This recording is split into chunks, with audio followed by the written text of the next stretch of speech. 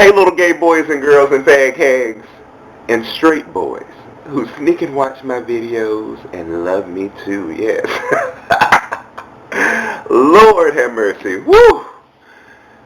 Can we talk about Eddie Long? Oh my God.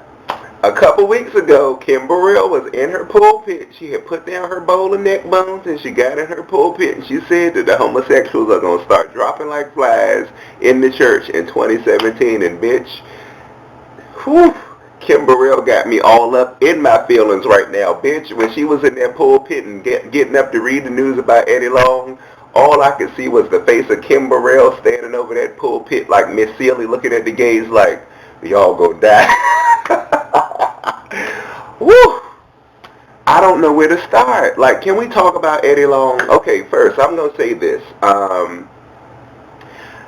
I don't take it lightly that anybody has passed, okay? Like, it's, when somebody passes, I respect the family.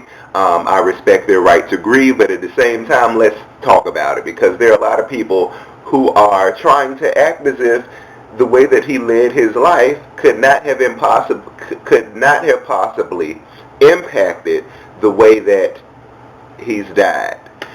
Because 63 is young. Now, I am aware that a lot of black men die of high blood pressure and hypertension and heart attacks by the time or before they are 65 years old. Okay? Eddie Long, on the other hand, for a long, long time has been a big old healthy man. So I know he couldn't have possibly died of a heart attack or hypertension or any of that type of stuff. A couple months ago, maybe it was about 6 months ago, he was in a gym and he was in there working out and, you know, he was looking like who shot Johnny and where, and he was sitting up there talking about some, oh yeah, I'm on a diet. And I was like, well bitch, what type of diet are you on? Like, you need to stop and you need to get back to that good old fashioned Pentecostal diet because this shit is not working for you. And then he came out and he said, well, I have an aggressive cancer and so I'm eating vegan to make sure that I'm able to sustain or, you know, be healthy or whatever it was that he said. And now he's gone.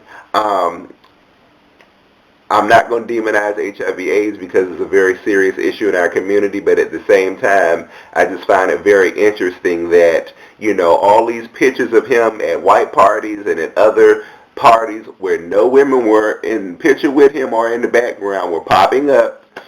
And, you know, he had that gay Jerry curl. Bitch, that was a gay Jerry curl. They had that Jerry curl back in the 80s when they was on them YMCA videos and wearing leather pants and assless chaps and all that. Bitch, that was the assless chap Jerry curl that Eddie Long had.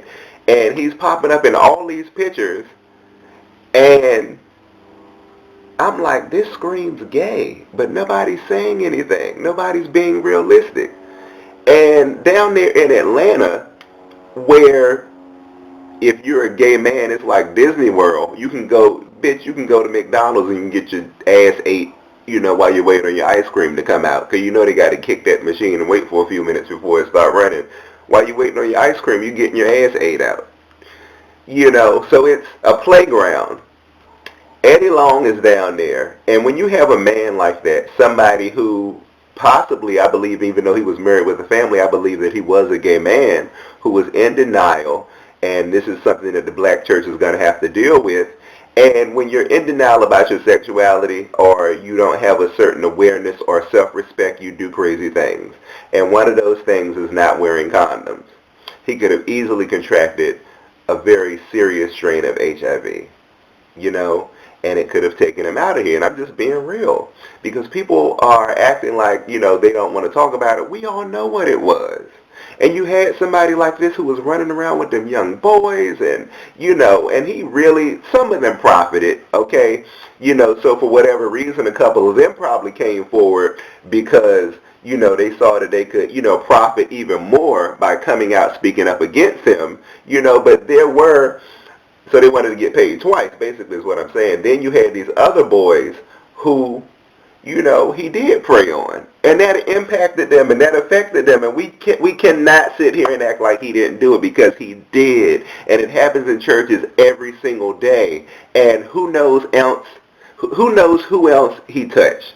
or who else he could have preyed on or abused. And they're probably being quiet. And this man is gone, and people are singing songs and, praying him into heaven and talking about, oh, he lived this wonderful life and he was our pastor and let's have sympathy. And that's good. God bless y'all. But at the same time, the same way you got that uncle who be molesting the kids, and then at that big family dinner before we go down to the funeral or whatever, after the repast or whatever, and the shit comes out, people talk about it. Okay, so in the same way, let's talk about it. Because secrets have killed in the black church for a long time. And it perplexes me. It's just like this man who was in a position to help people hurt so many of them. And now just because he's dead, everybody wants to act like, oh no, he was a saint, he wasn't a bad person. Have y'all lost y'all damn minds? Secrets keep killing in the black church, and we don't say anything about it. We just want to sweep it under the rug. I feel sorry for these gay men who are defending him, because y'all are sitting in these churches too, where they keep telling y'all that y'all are going to hell, and then they go do the exact same thing they're telling y'all not to do. At least most of y'all are using condoms. They're out here being reckless because of power and shame, and because of that, as I meant to get to earlier, they're not wearing condoms. And that can happen. And it bothers me that people are so okay with secrets, and secrets just as plain and simple as this one have happened, and we still want to act dumb about it. Y'all gonna learn one day. But I'm praying for the family and stuff. And if you are affected by his passing, peace be unto you, and hair grease and holy water and all that shit. But y'all need to get it together. I just wanted to say that. I love y'all. I gotta go.